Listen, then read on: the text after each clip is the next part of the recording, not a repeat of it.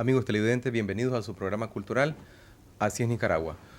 Hoy tenemos el honor de iniciarlo con Pablo Antonio Cuadra y vamos a hablar sobre las raíces nacionales en busca del folclore. Cuando ellos con los poetas del Taller San Lucas, los muchachos del movimiento de vanguardia de aquel entonces, buscaron la raíz folclórica, nuestras raíces nacionales, y comenzaron a buscar canciones, versos, juegos, poesía. En primer lugar, poeta, ¿qué los motivó? ¿Por qué dieron ese giro y buscar las raíces del folclore? Fue precisamente una de las características originales que aportó la vanguardia o la posvanguardia, porque nosotros no se puede decir que hacíamos del movimiento de vanguardia mundial, sino que se produjo esto 10 años Después. ya avanzado. No, todavía está en su furor, pero Sí. nos sirvió para nosotros más bien hacer una síntesis de las diversas escuelas y tendencias. Y en el momento en que nosotros estábamos tratando de hacer esa renovación de formas, etcétera, se presentó el fenómeno de la intervención en Nicaragua. Nosotros inmediatamente nos pusimos en contra de la intervención y como veíamos que buena parte de la sociedad respondía a la influencia cultural norteamericana, que era potente en ese momento, entonces buscamos cómo afirmar lo nuestro para defender nuestra cultura de la invasión extranjera. Y las fuentes que encontrábamos eran nuestra propia historia, ¿no?, para buscar nuestras raíces, y segundo, lo que el pueblo había hecho con su propio sello. Y empezamos a buscar.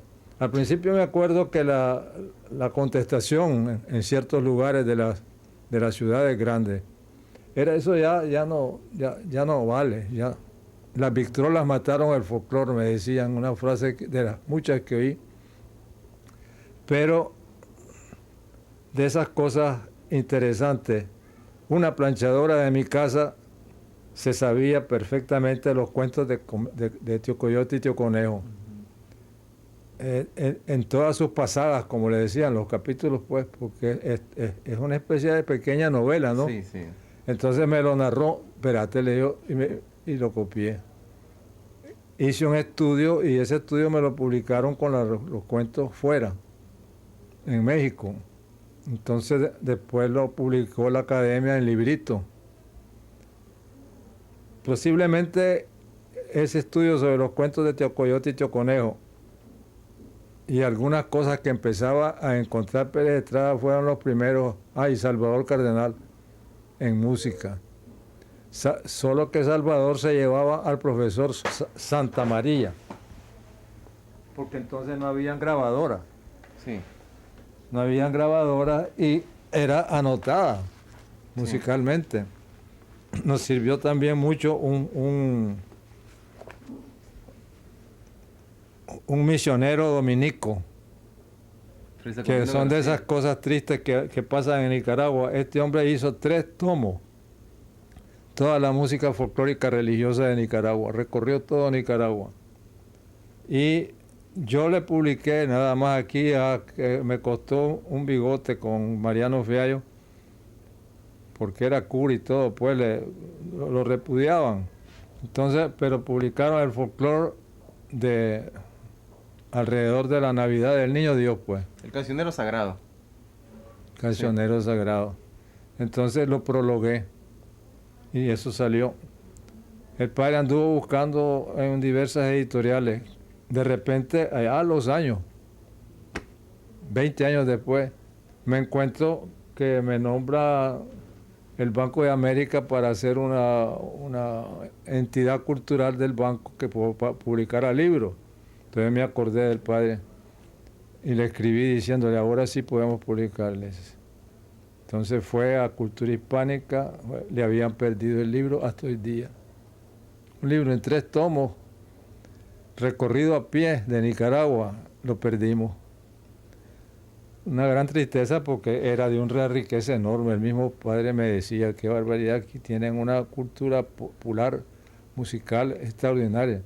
Y en realidad vos vas a cualquier fiesta del interior del país y te encontrás canciones originales, cantadas por el pueblo. Incluso escenas como en Chontales, ¿cómo se llama? Las posadas. Sí. Es un verdadero teatrito. Sí. Va la Virgen en su burriquita, va a San José y van golpeando a las puertas. Sí.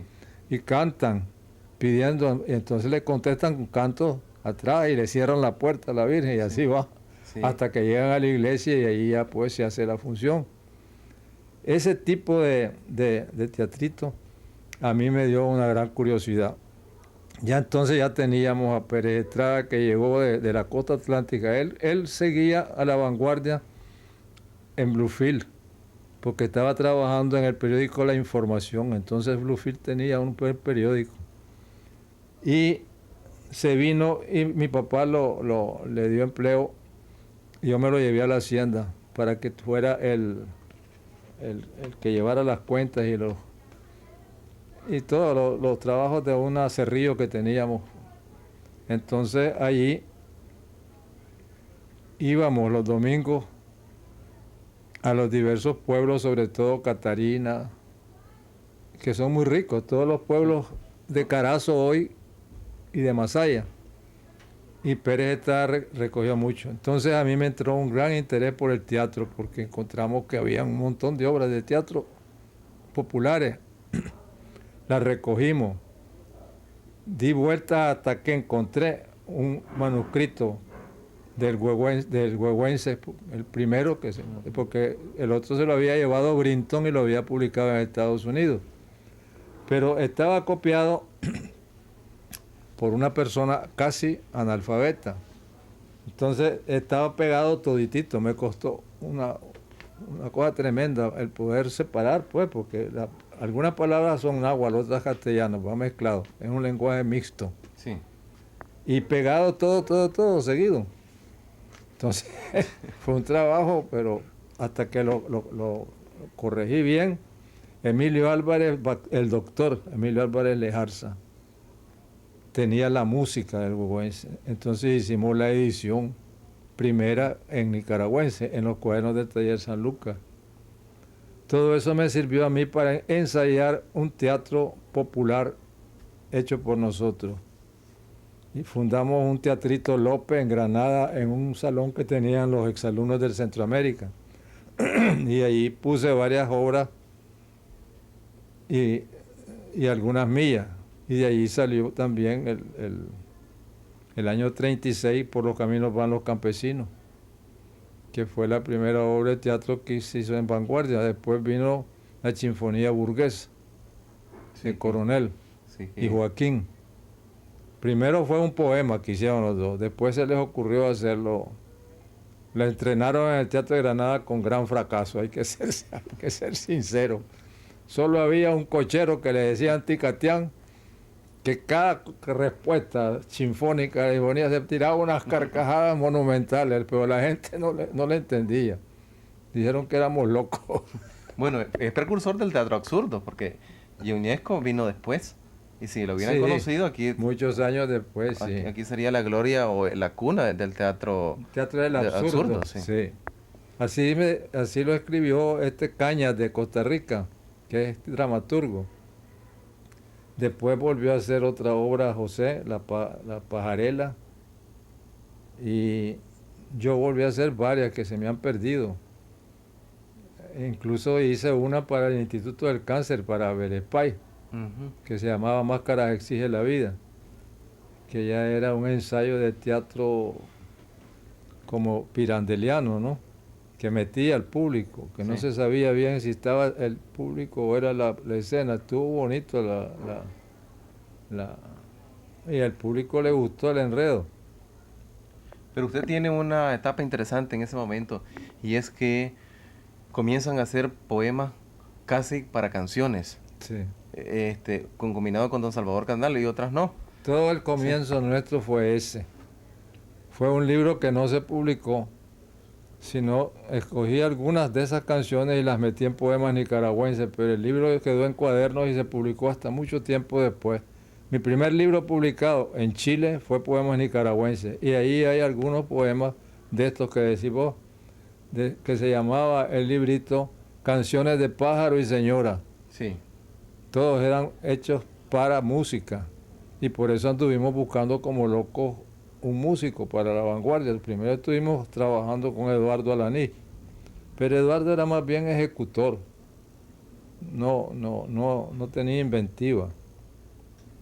De repente salió por allí Erwin Krieger, pero no tuvimos tiempo de armonizar una buena. El que primeramente tocó lo nuestro y le puso música fue.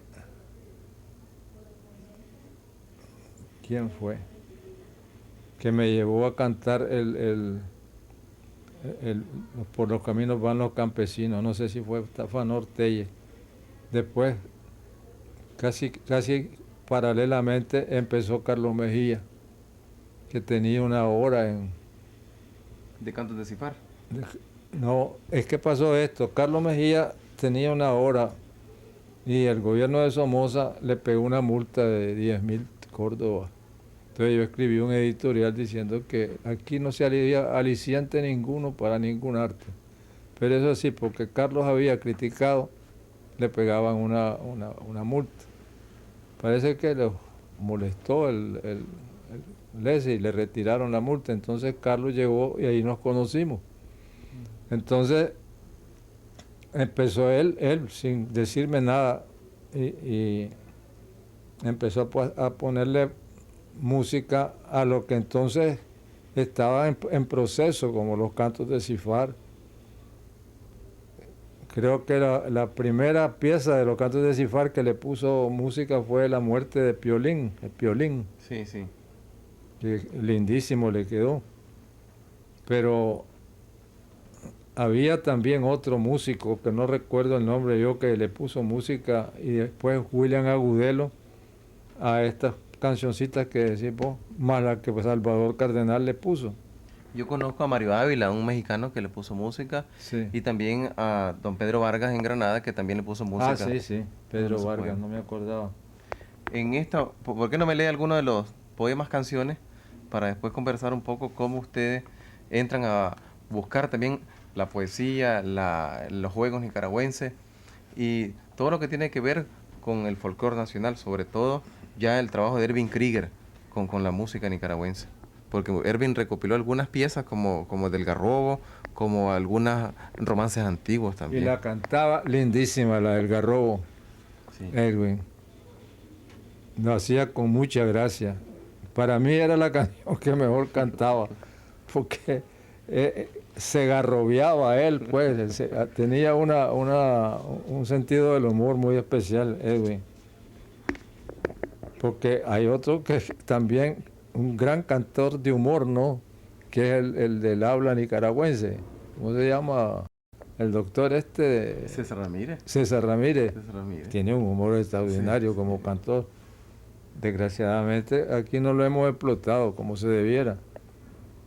Pero una canción de cómica, comicicada, no sé cómo se puede decir por él, es estupenda. Sí. Esta fue una de las primeras que le puso música, creo que Krieger. El pregón de la serenata, es que está llena De música. de del música pregón. interna, ¿ves? Ya están quebrando albores, vamos a los alrededores, vamos los cantadores y los verseros, vamos a decir amores, los serenateros y los pulsadores, los atabaleros y los tocadores, amigos, los guitarreros, vamos a los alrededores, vamos a cantar amores. ¿Te fijas que Bueno, se oye musical. es Sí. una sola música de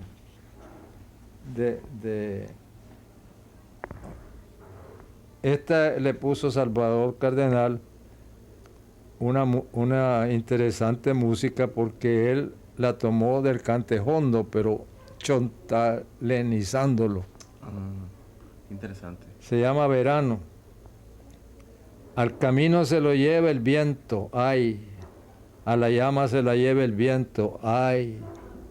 Ya no tan duro y amargo como mi pena. Chontales de la llanura seca, ay. Chontales de la sabana inmensa, ay. Ya solo me queda la noche negra, ay, ay, ay.